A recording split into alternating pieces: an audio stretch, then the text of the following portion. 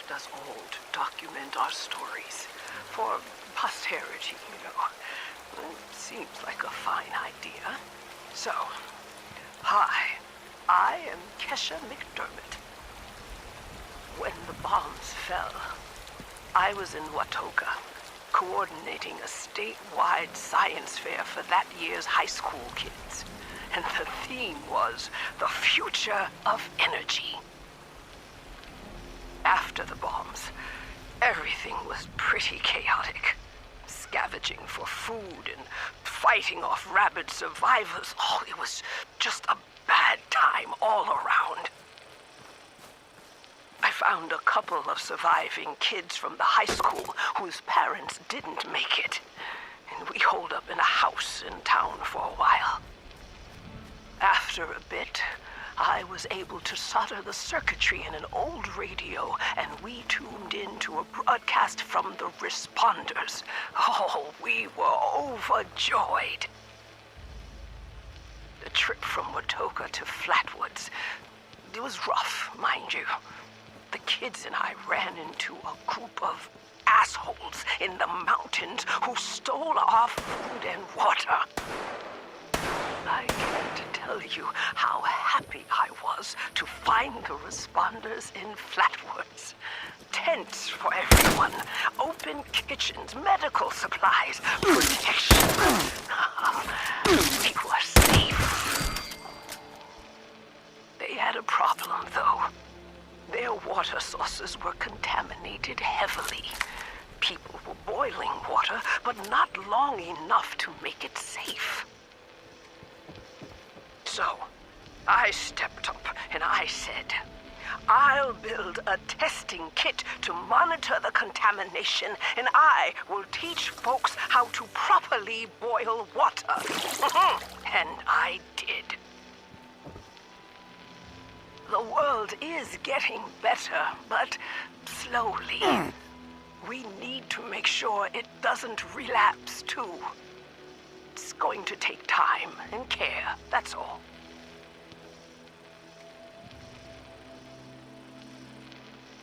Well, time, care, and science.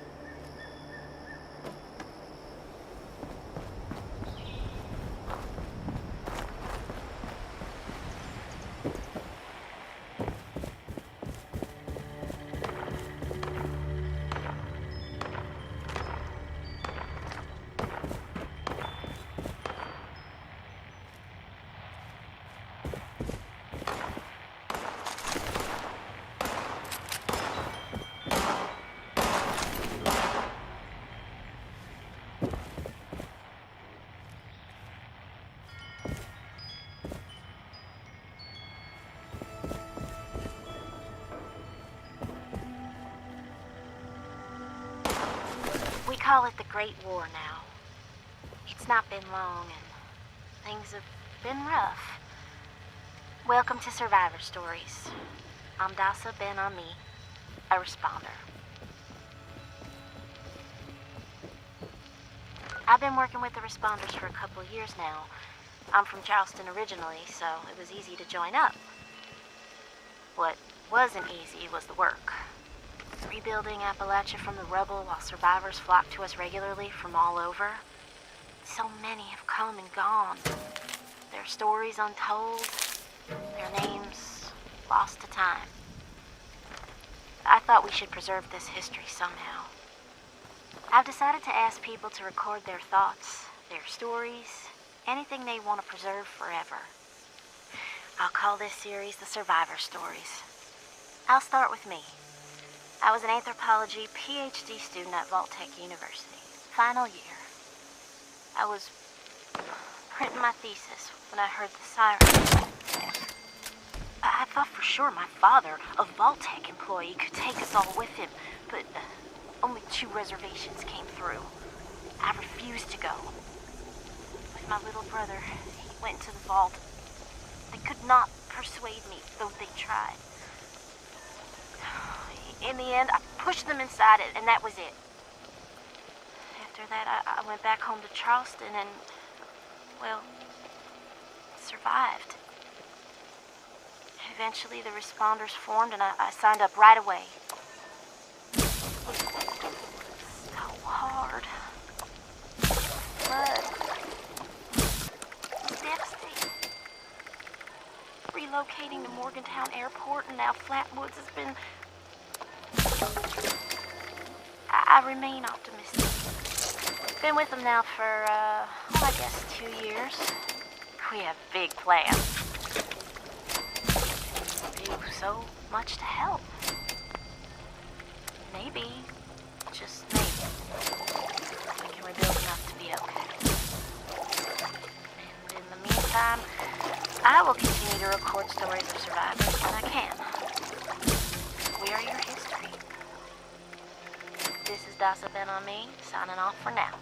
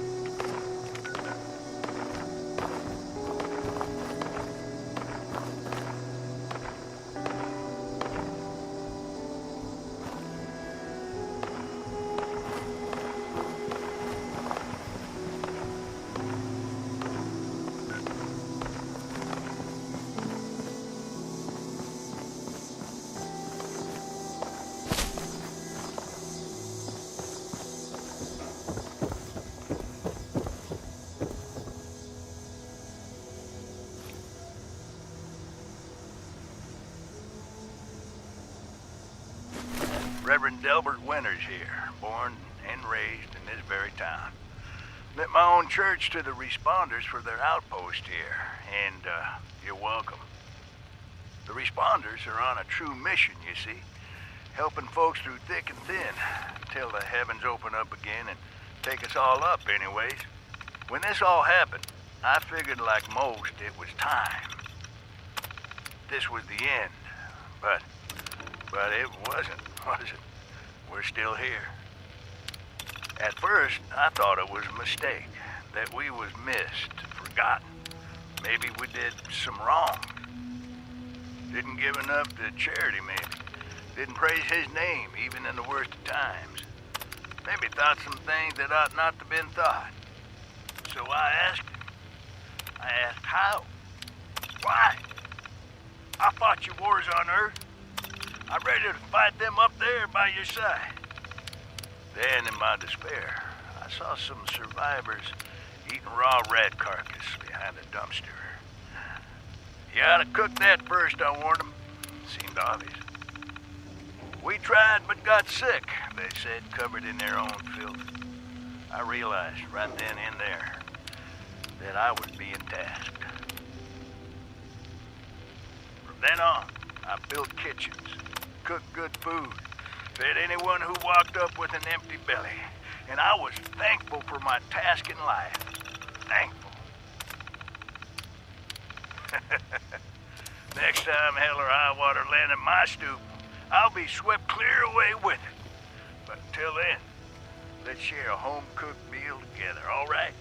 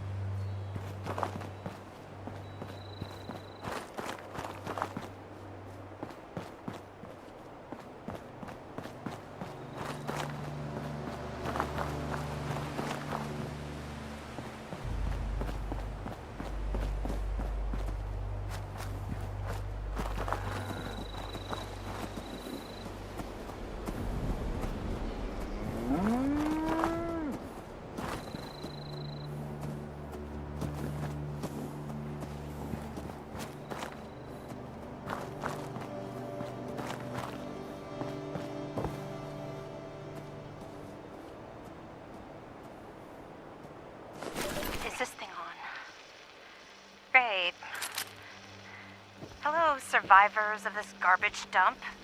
I'm Sophie, and this is my stupid survivor story.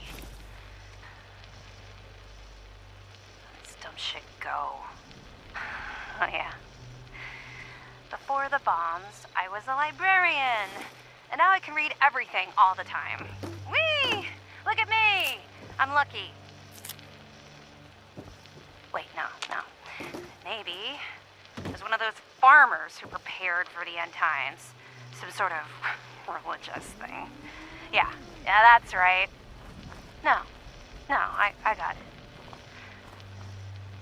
I was a sweet little kid and lived off some cat food containers in a super duper mart for months near my parents' rotting carcasses. Nobody came. Nobody. I learned how to deal. You should too. The responders are a joke. Nobody helps anybody anymore. Get a grip. If you're not a total idiot, you'll get out of this dump before the responders get you killed. Leave the sick behind. You're better off. Trust me. Whiny babies can stay here and play make-believe, but anyone with half a brain will go up to the mountains and drop the dead weight. Delbert already tried to stop me. Sorry to say nobody will be around to teach you how to eat shit now, Flatwoods. Bye, suckers. Love always, Sophie.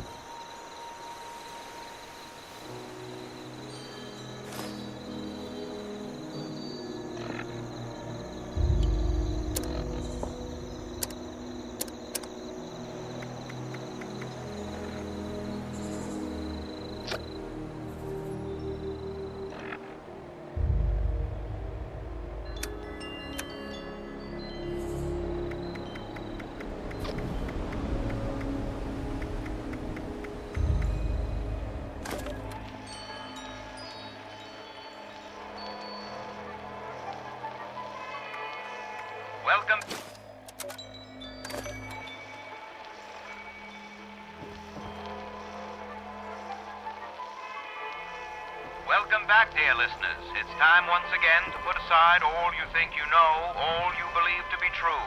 Time to open your mind to the strange, bizarre, and sometimes terrifying world that exists in the shadows and fringes of our own, where myth, legend, and rumor are made real. Yes, it's time for more thrilling tales from the West Virginia hills. Tonight's episode, Who Goes There? The Strange Encounter in Flatwoods, is brought to you by Sugar Bombs, the breakfast cereal with explosive great taste and 100% of the recommended daily allowance of sugar. Get your morning started right with Sugar Bombs. Our tale begins on a fateful night when a young pioneer scout, Red Fisher, finds himself in quite the predicament, having taken a spill and fallen into a dark place.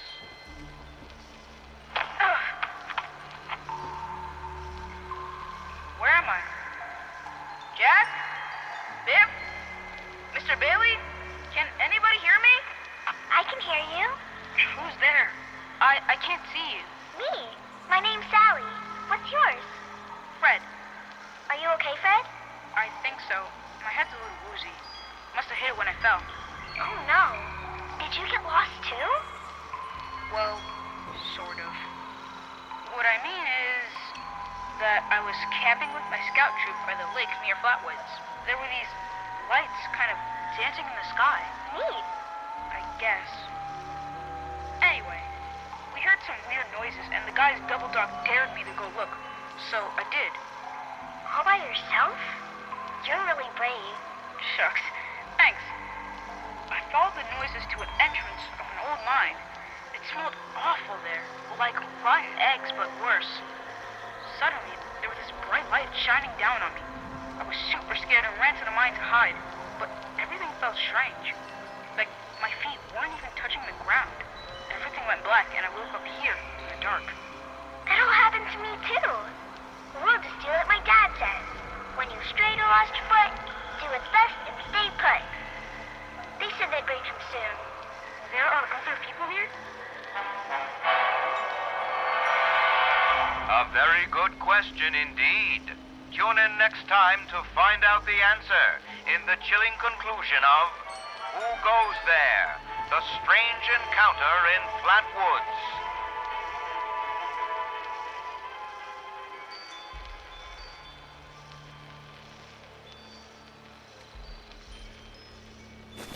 I pressed the button.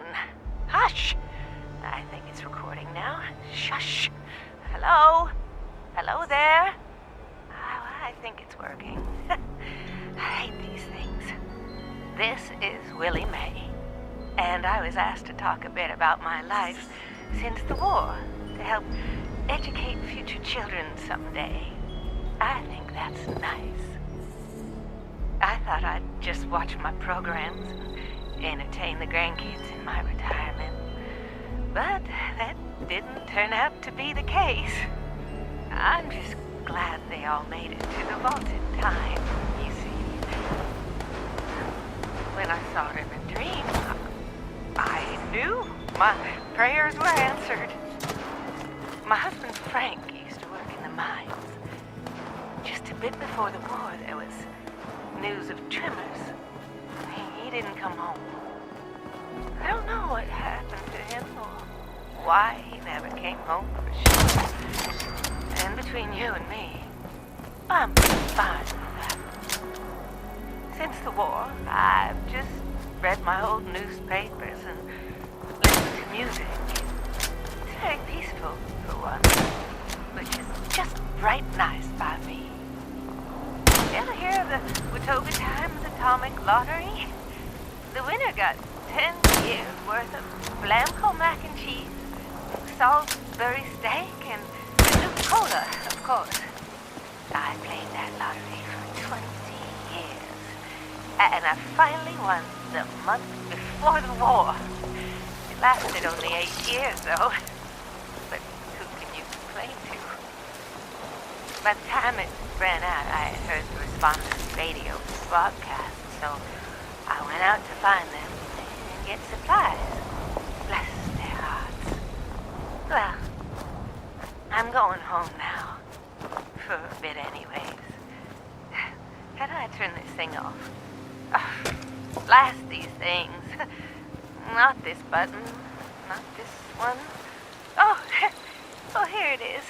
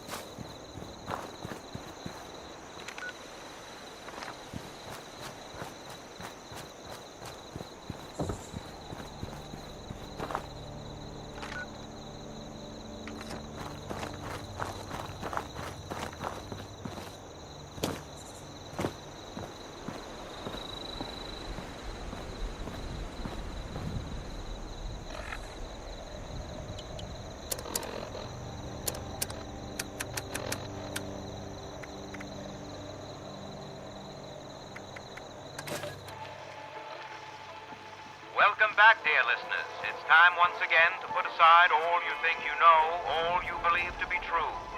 Time to open your mind to the strange, bizarre, and sometimes terrifying world that exists in the shadows and fringes of our own, where myth, legend, and rumor are made real. Yes, it's time for more thrilling tales from the West Virginia hills. Not all creatures are of the land. Some stalk the skies. One such boogeyman has been reported for generations by mystified West Virginians. Its name remains the same, but accounts and speculation about its nature vary wildly. Some say man, others say beast, some say devil, others say angel. Tonight's tale, The Mothman Comet, begins in Morgantown Municipal Hospital. We join young Mary Scarberry's bedside as she wakes, looking a little worse for wear. Nurse? Nurse Handy? Are you there? Right, yes, my chérie. And how are you feeling? Perhaps another stim pack will help. Is she awake? There she is. I heard her voice. How's my brave little girl? Hi, Mom. Hi, Dad. I'm doing okay. Oh, we've been worried sick. Oh, you gave us such a fright. Howdy, folks. Awful sorry to disturb you at this hour. Mary, this is Sheriff Johnson. He just wanted to ask a few questions. Well, from what I hear, you're downright lucky to be alive, Miss Mary. You kids went through quite an ordeal. Steve and Buddy, are they okay? Let's just have a little chat first, Mary. Now, do you remember how you came to be on the Fayetteville Railroad Bridge yesterday? Well, going to the bridge was really Buddy's idea.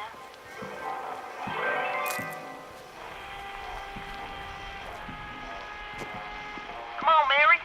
Don't whip out. Every kid's got to do it sometimes. But, Buddy, you know I'm plumb scared of heights. How far you reckon that drop is, Steve? My daddy says 1,000 feet. I heard it's 2,000 feet. Plenty of time to say last words and final prayers before you hit the river. Stop teasing me. I told y'all I'm nervous enough already. Come on. Quit your stalling. Here, watch me. There's nothing to it. Buddy, be careful. Last one across is wild egg. Here goes. Atta girl. Come on. Slow down. Try to take my time. You're doing swell, Mary. Oh, no. I don't think I can go any further. You can't chicken out now. Just put one foot in front of the other. Hey, y'all. Look. Up in the sky. Dang. What is that? It's too big to be a bird. Wait. I know what it is. See how its eyes are glowing red? It's the Mothman!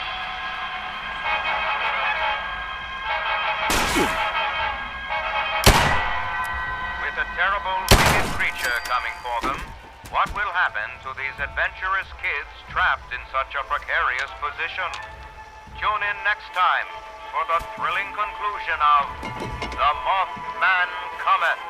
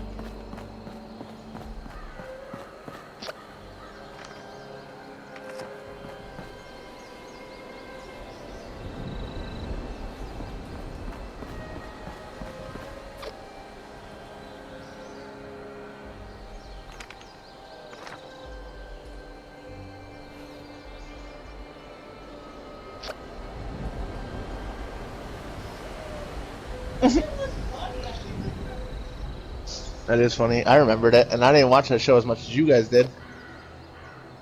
Mike.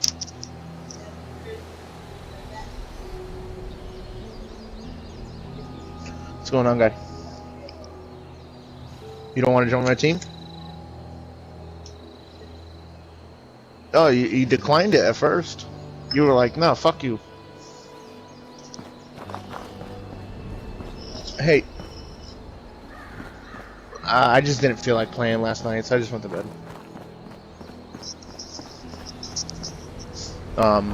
You know, I didn't sleep the night before, so. Quick question for you, though. You remember that old computer you gave me, like a year ago? That old Dell that was sitting around the house? So I was using the hard drive from it, right? But there's a password lock on it for Claudius, and I cannot get into it.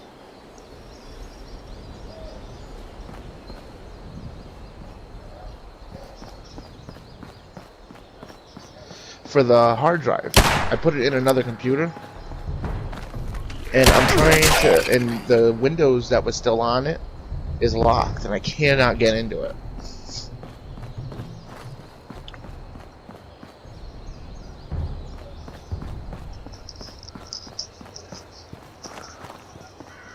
No, it only shows up on our team. My bad. Can I call you?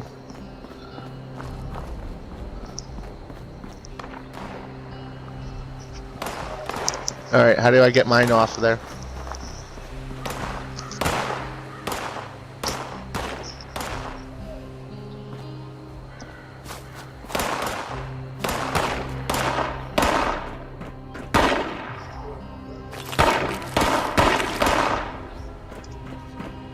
No, it's saying no. We tried it.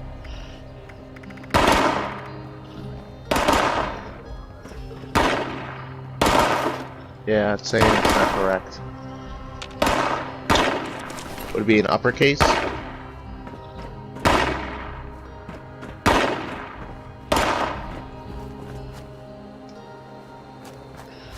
Alright.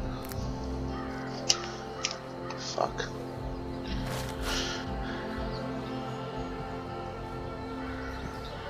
Okay.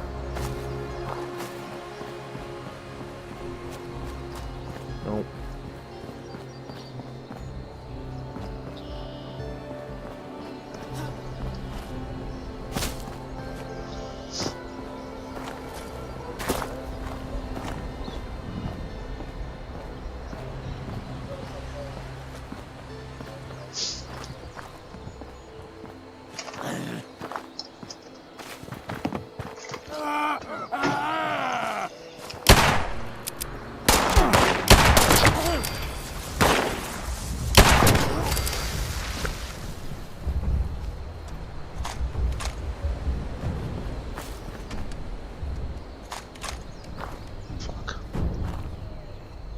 Alright, I'll be back. Alright, well, I'll be back, okay? I'll stay online, but I'll be right back.